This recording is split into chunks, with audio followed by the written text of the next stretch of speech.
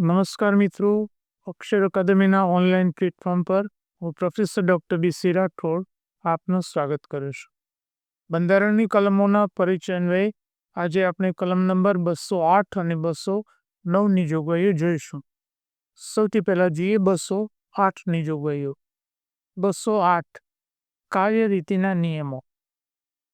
રાજ્યના વિધાનમંડળનું કોઈ ગૃહ બંધારણની જોગવાઈઓને આધીન રહીને પોતાની કાર્યરીતિ અને કામકાજના સંચાલનનું નિયમન કરવાના નિયમો બનાવી શકશે.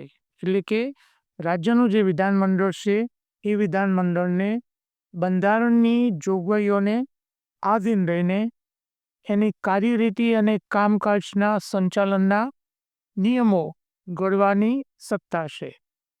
વિધાન પરિષદ દ્વારા રાજ્યોમાં વિધાનસભાના અધ્યક્ષ તથા વિધાન પરિષદના સભાપતિ સાથે વિચાર વિમર્શ કર્યા પછી રાજ્યપાલ બંને ગૃહો વચ્ચેના વ્યવહારો અંગેની કાર્યકારીના નિયમો બનાવી શકશે.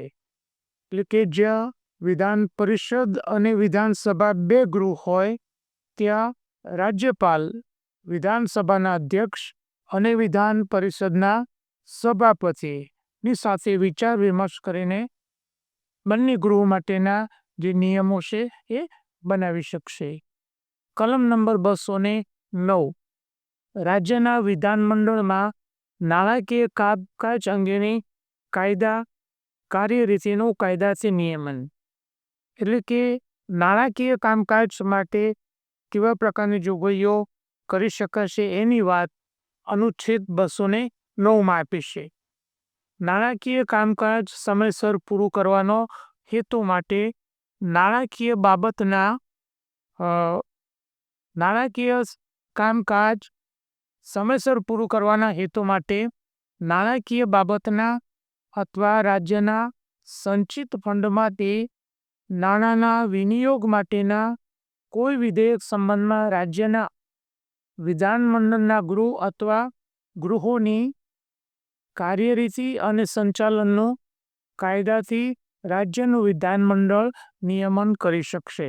મિત્રો, જોગવાઈ એ છે કે નાણાકીય કામકાજ અંગે તેમજ રાજ્યના સંચિત ફંડમાંથી નાણાંનો વિનિયોગ એટલે કે નાણાં મેળવવા અંગે માટેનું જે કોઈ વિધેયક હોય તો એ માટે વિધાનમંડળનું ગૃહ અથવા તો બંને ગૃહ એના સંચાલન માટે તે અંગેના નિયમન કરી શકશે. એટલે અંગેનો નિયમો કાર્યરીતિ બનાવી શકશે. એના બંધારણ માટેના અમારા બે પુસ્તકો છે, ભારતનું બંધારણ અને રાજ્ય વ્યવસ્થા, જે ઓનલાઈનર અને MCQ સ્વરૂપે છે. બીજું પુસ્તક ભારતનું બંધારણ અને રાજ્ય વ્યવસ્થા એ ડિટેલમાં અભ્યાસ માટેનું છે. બંને પુસ્તકો અકાદમી ઉપર 30% કમિશનથી એનું વેચાણ ચાલુ છે. આ ઉપરાંત અમારી બે ટેલિગ્રામ ચેનલ છે, બી.સી. રાઠોડ કરંટ અફેર્સ, કે જેમાં રોજેરોજનું કરંટ અફેર્સ મૂકવામાં આવે છે. માસિક કરંટ અફેર્સ મૂકવામાં આવે છે. દરરોજની 10 થી 15 જેટલી પોસ્ટ એમાં મૂકવામાં આવે છે. 3-4 જેટલા ફ્રી વિડીયો વિશિષ્ટ દિવસ હોય તો દિવસ અને ક્વિઝની વિગત મૂકવામાં આવે છે. અને આ જે ટેલિગ્રામ ચેનલ છે એ ટેલિગ્રામ ચેનલમાંથી તાજેતરમાં એટલે કે 22/12/2024ના રોજ લેવાયેલ STAની પરીક્ષામાં કરંટ અફેર્સને લગતા જે પ્રશ્નો હતા એ વિગત અમારી ટેલિગ્રામ ચેનલની કઈ તારીખમાં અમે એ પોસ્ટ મૂકી હતી એની વિગત અહીંયા અમે આપી છે. આ ટેલિગ્રામ ચેનલમાં જોઈને પણ એ ચકાસી શકો છો. વધુમાં અમારું બીજું આવું એક ગ્રુપ છે, ગૌરવવંતી ગુજરાતી, જેમાં અમે ગુજરાતી ભાષા, સાહિત્ય અને વ્યાકરણને લગતી પોસ્ટ મૂકીએ છીએ. હજુ સુધી જો તમે અમારી આ બંને ટેલિગ્રામ ચેનલમાં જોડાયા ના હોય તેમાં જોડાઈ જવા વિનંતી છે.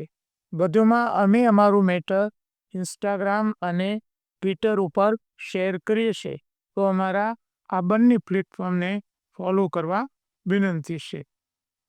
વધુમાં આજનો વિડીયો આપને પસંદ આવ્યો હોય તેને લાઈક કરીને શેર કરવાનું ભૂલતા નહીં. અને હજુ સુધી જો તમે અમારી ચેનલને સબસ્ક્રાઈબ ન કરી હોય તો ચેનલને સબસ્ક્રાઈબ કરી દેશો અને હા, બેલ આઇકોનને ચાલુ કરવાનું ભૂલતા નહીં.